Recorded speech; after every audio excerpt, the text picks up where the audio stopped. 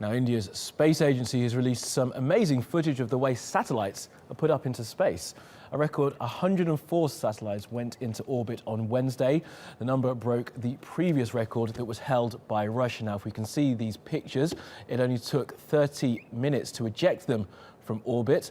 There we go. The satellites are being rejected from the Indian-owned rocket. Now, there are 104 satellites, as I said, 103 are foreign-owned. One of them will be used by India. They'll be used to map traffic and, of course, keep an eye on the weather. Enjoy these pictures. Your headlines will be up next. India now has launched 104 satellites on board a single rocket, setting what its space agency calls a new world record.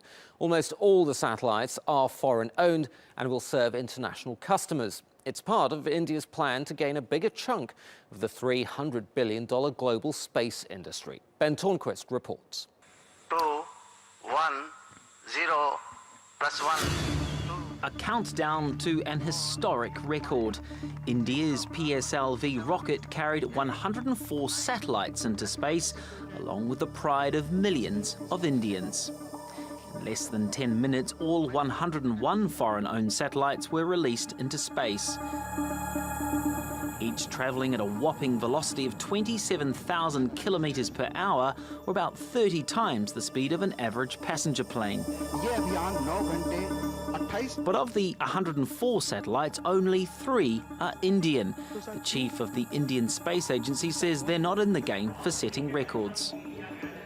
So it's not whether we are crossing somebody else, what they have put or what we have put as a record. It's primarily about improving our capability to maximize our returns. India sold space for 600 kilos on its rocket for more than $100 million, making it one of the most commercially successful launches ever.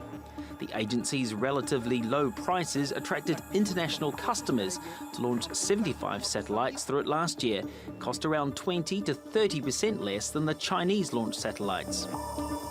India is considered new to the multi-billion-dollar satellite launcher market. But with this latest mission, it has surely set an enviable benchmark. India now plans to send a maiden voyage to Venus in a few years. Ben Tornquist, TRT World.